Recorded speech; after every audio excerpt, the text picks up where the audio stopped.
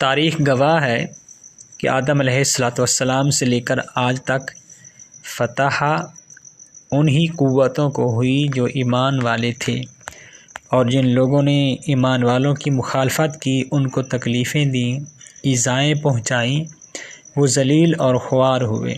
فرعون، حامان، شداد، ابو جہل، ابو لہب اور ان جیسے تمام مال و دولت والے جنہوں نے اپنے اپنے وقت میں ایمان والوں کو ستایا، پریشان کیا اور ذلیل و رسوا کرنے کی کوشش کی، لیکن انجام کار خود ہی ذلت و خواری سے دوچار ہوئے۔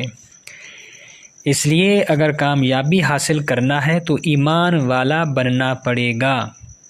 قرآن پاک میں صاف الفاظ آتے ہیں، لیس للانسان الا ما سعی، یعنی انسان کو اس کی سعی، اس کی کوشش ہی کام دے گی، کسی دوسرے کی سعی، کوشش کام نہ آئے گی۔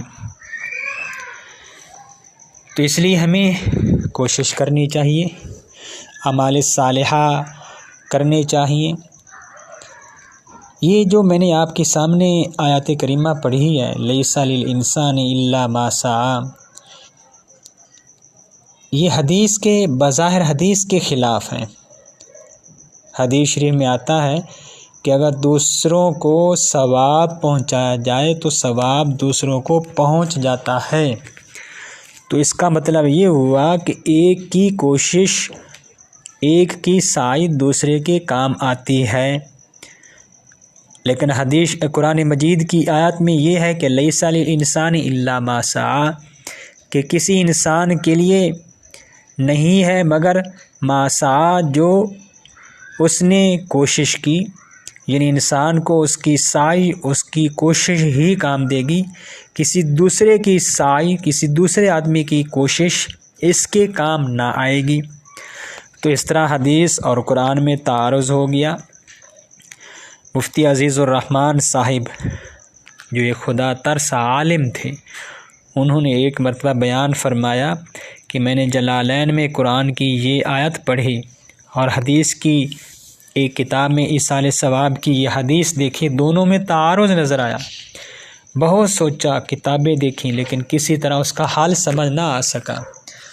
رات کو سونے کے لیے گھر گیا اور سونے کے لیے لیٹ گیا، لیکن ساتھ ہی یہ خیال آیا کہ اگر رات کو موت آ گئی تو دو صورتوں میں سے ایک یقینی ہے، یا تو حدیث کا انکار لازم آتا ہے یا پھر قرآن کا، اور ان دونوں صورتوں میں ایمان کی سلامتی نہیں۔ یہ خیال آتے ہی میں نے بستر چھوڑ دیا اور گنگوہ کا پیدل سفر شروع کر دیا۔ ساری رات سفر کرتے کرتے کرتے صبح کے وقت گنگوہ پہنچا۔ مولانا گنگوہی رحمۃ اللہ علیہ جو کہ کمزور ہو چکے تھے، ضعیف ہو چکے تھے، بینائی جا چکی تھی، اس وقت وضو فرما رہے تھے۔ فرمایا کہ کیوں آئے ہو؟ میں نے عرض کیا کہ اس آیت اور حدیث میں تعارض واقع ہو گیا ہے اور اس کا حل سمجھ میں نہیں آ رہا، اسی وجہ سے آپ کی خدمت میں حاضر ہوا۔ مولانا گنگوہی رحمۃ اللہ علیہ نے فرمایا، قرآن کی اس آیت لیس للانسان الا ما سعی سے نفس ایمان مراد ہے، یعنی اگر کوئی شخص ایمان نہیں لائے تو کسی دوسرے کا ایمان اس کے کام نہیں آئے گا۔ اور حدیث سے مراد عمل ہے، یعنی ایمان تو کسی کو نہیں بخشا جا سکتا، لیکن عمل کسی دوسرے کو بخشا جا سکتا ہے۔